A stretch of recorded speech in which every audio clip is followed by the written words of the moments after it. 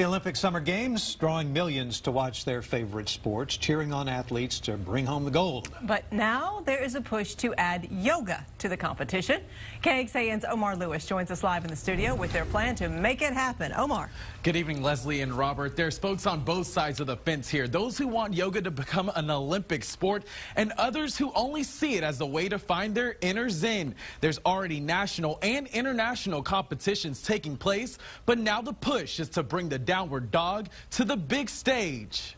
Lift your elbows high, up and It's an exercise that can mean more than just the moves. Yoga saved my life. This one's called Om Pose. And for other yoga enthusiasts, that different meaning involves competition. They're hoping one day their poses will bring them an Olympic gold. Like for James Gossett and Susan Anderson. Second set, arms up.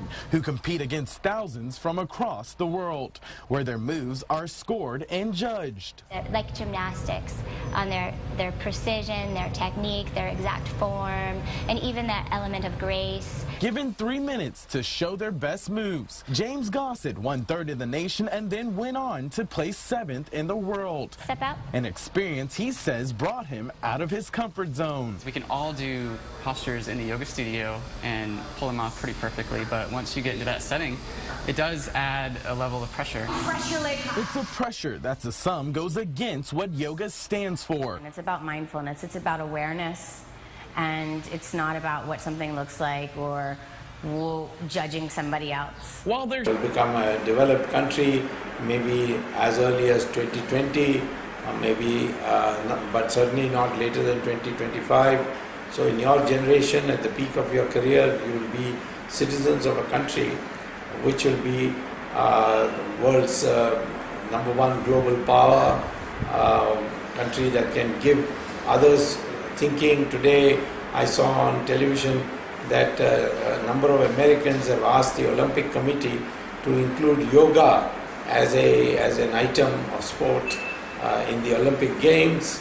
Now, surprisingly, India has never owned up this and proudly proposed this.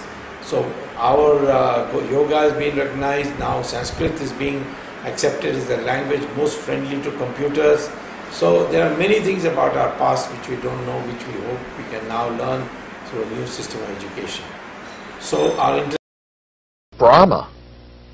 Yes, that's why we think of Sanskrit as a scientific language. The terms in Sanskrit are so precise that they're used in the street today in California, for instance, because the English equivalents don't exist.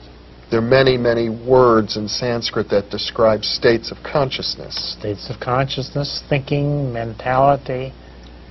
There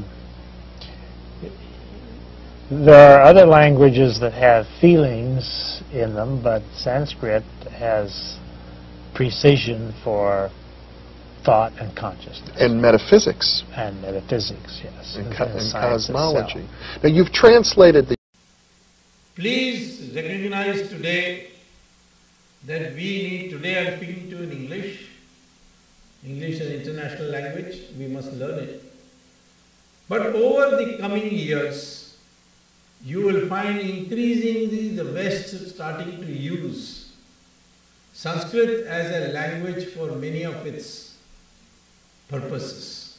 One purpose is artificial intelligence. For computers today, NASA has declared that ultimate goal will be to store knowledge in the language of Sanskrit, because it is the one language where words have precise meaning and the Devanagari script is very precise in pronunciation. And in 50 years from now, Sanskrit will become like the old days German and French used to be, a compulsory language for learning. Our identity is Sanskrit. And Sanskrit words are there in every language. I've repeatedly said Tamil has got 41% of the words are from Sanskrit. Even Mr. Karunanidhi's name is Sanskrit. Karunanidhi. So, this is the one thing that the British consciously eliminated Sanskrit. To some extent, the Mughals also did it by Persian.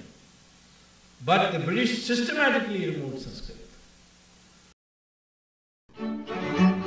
Early Indologists wished to control and convert the followers of Vedic culture. Therefore, they widely propagated that the Vedas were simply mythology. Max Muller, perhaps the most well-known early Sanskritist and Indologist, although later in life he glorified the Vedas, initially wrote that the Vedas were worse than savage, and India must be conquered again by education. Its religion is doomed. Thomas Macaulay, who introduced English education into India, wanted to make the residents into a race that was Indian in blood and color, but English in taste, in opinion, in morals, and in intellect. However, the German philosopher Arthur Schopenhauer stated that the Sanskrit understanding of these Indologists was like that of young schoolboys. These early Indologists devised the Aryan invasion theory, denying India's Vedic past. They taught that the English educational system is superior. They intentionally misinterpreted Sanskrit texts to make the Vedas look primitive. And they systematically tried to make Indians ashamed of their own culture. Thus, the actions of these Indologists seems to indicate that they were motivated by a racial bias. Innumerable archaeological findings and their analysis have recently brought the Aryan invasion theory into serious question.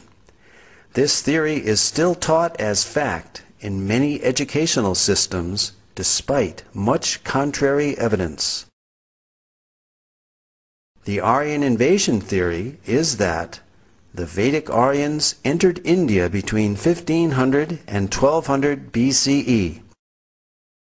They conquered the native Dravidian culture by virtue of their superiority due to their horses and iron weapons.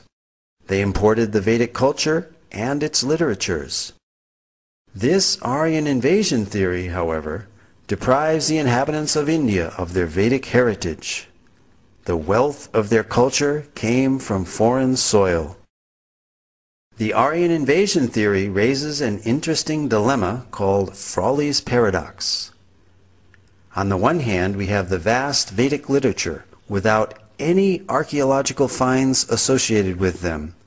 And on the other hand, we have 2,500 archaeological sites from the Indus-Saraswat civilization without any literature associated with them. A preponderance of contemporary evidence now seems to indicate that these are one and the same cultures. This certainly eliminates this paradox and makes perfect sense to an unbiased researcher.